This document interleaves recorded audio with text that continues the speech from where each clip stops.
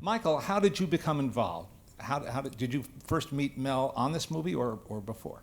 No, I was having lunch with Mike Medavoy when he was an agent, and we were talking about projects, and he said, why don't you come back to my office? I got a 8-page treatment from Gene Wilder that you may like called Young Frankenstein. And I read it, and I said, wow, this could be something. And he picked up the phone, called Gene, who was out of town, and he said, I'll be coming into LA, I'd like to meet you. I met him, and he says, great, I'd like to work with you, but it's going to be up to Mel Brooks. I want him to direct the movie. And I want him to pick the producer that he wants. So I said, I met him years ago, but I doubt if he'll remember me. And Mel was coming out to meet the people at Warner Brothers for Blazing Saddles around that time. And he was staying at the Beverly Hills Hotel, and Gene had set up the meeting. Gene set up the meeting. I went to the Beverly Hills Hotel. Now, I had met him on Fire Island in 1958. This was 14 years before. I was a kid, and we used to go over someone's house who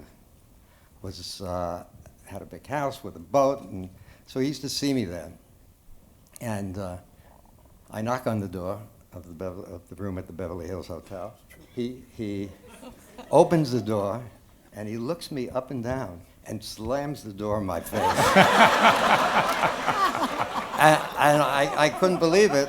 He opens the door very quickly and said, where are your friends? You don't have a bathing suit on. Because he'd always see me in a bathing suit. And he remembered. And he said, sit down. You're going to produce this movie. And I need a job. So get a deal, because between that time, you know, he made 2 great movies, The Producers and 12 Cheers. They didn't make any money, but they were great films.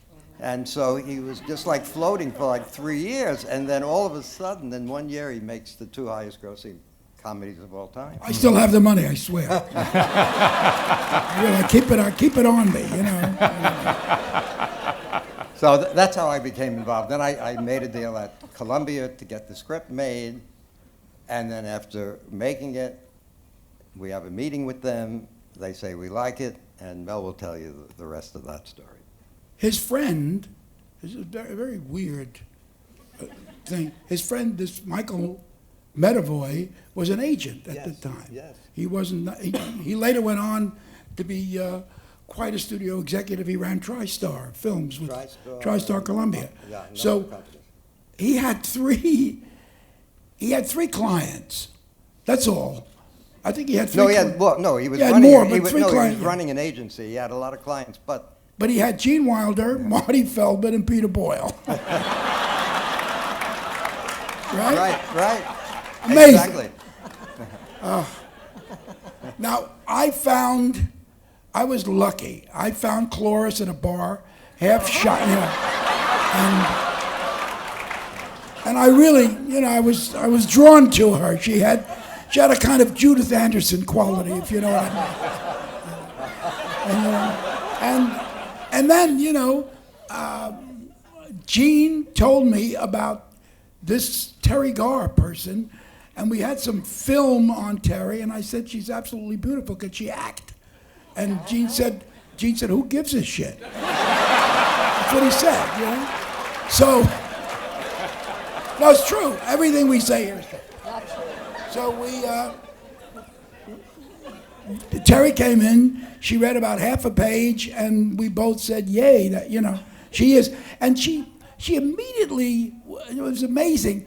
There was a line she had in the, and when Cloris was undoing the monster, setting him free, like, she was crazy. Teri was on the stairs looking down, and she said, no, you mustn't. She said, mustn't, you're hired, you know. She read that line, so. Teri, did you know you were going to have to use an accent when you auditioned? No, and the next day I came in and I had an accent because I was doing a Sonny and Cher show, and Cher's hairdresser was German, and I just copied everything she said. Except the Heil Hitler part, right? That part I didn't do the Heil Hitler. I know she said that a lot.